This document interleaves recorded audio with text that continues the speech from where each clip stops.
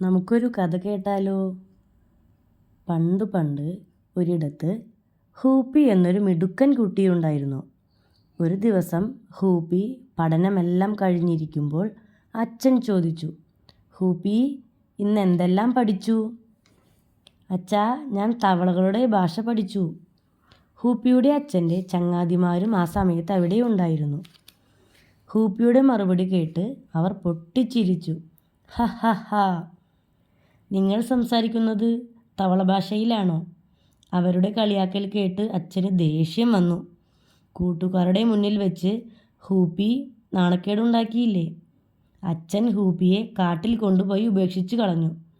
കാട്ടിൽ ഒറ്റയ്ക്കായപ്പോൾ ഹൂപ്പിക്ക് വിഷമമായി. പക്ഷേ അവന് പേടിയൊന്നും തോന്നിയില്ല കേട്ടോ.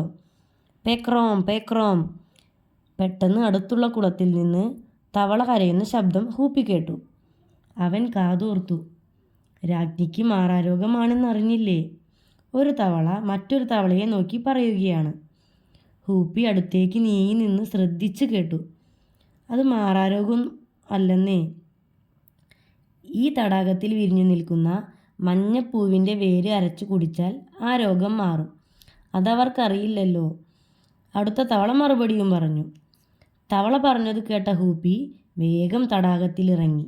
എന്നിട്ട് മഞ്ഞപ്പൂവ് വേരോടെ പറിച്ചെടുത്ത് വേരു മാത്രമായി എടുത്ത് അരച്ച് ഒരു ഇലപ്പാത്രത്തിലാക്കി ഹൂപ്പി കാടിന് പുറത്തേക്കെത്തി.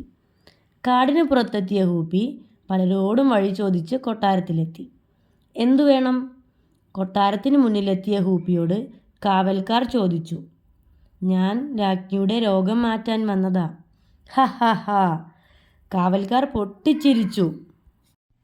വിദഗ്ധരായ വൈദ്യന്മാർ ശ്രമിച്ചിട്ട് നടക്കാത്ത കാര്യമാണോ ഈ കുട്ടി ചെയ്യുന്നത്? പക്ഷേ അവർ ഹൂപ്പിയെ തടഞ്ഞതില്ല. കാരണം രാജ്ഞിക്കുള്ള മരുന്നുമായി ആര് വന്നാലും തടയരുതെന്നാണ് രാജാവിൻ്റെ ഉത്തരവ്. രാജസദസ്സിലെത്തിയ ഹൂപ്പി രാജാവിനോട് പറഞ്ഞു, പ്രഭോ, ഞാൻ രാജ്ഞിയുടെ രോഗം മാറ്റാൻ മരുന്ന് കൊണ്ടുവന്നതാണ്. രാജാവിനും അത് വിശ്വാസമായില്ല. എങ്കിലും അവൻ്റെ മുഖത്തെ ധൈര്യം കണ്ടപ്പോൾ രാജാവ് മരുന്ന് പരീക്ഷിക്കാൻ തീരുമാനിച്ചു. ഹൂപ്പി ഇലപ്പാത്രത്തിലെ മരുന്ന് രാജ്ഞിക്ക് കൊടുത്തു. അത് കുടിച്ചതും രാജ്ഞി അസുഖമെല്ലാം മാറി എഴുന്നേറ്റു. സന്തോഷം കൊണ്ട് രാജാവ് ഹൂപ്പിയെ കെട്ടിപ്പിടിച്ചു.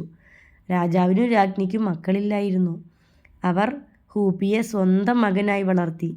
വർഷങ്ങൾ കഴിഞ്ഞപ്പോൾ ഹൂപ്പിയെ ആ രാജ്യത്തെ രാജാവായി തീർക്കുകയും ചെയ്തു. അടുത്ത കഥയുമായി വരുന്നവരെ ഗുഡ് നൈറ്റ് കൂട്ടുകാരെ.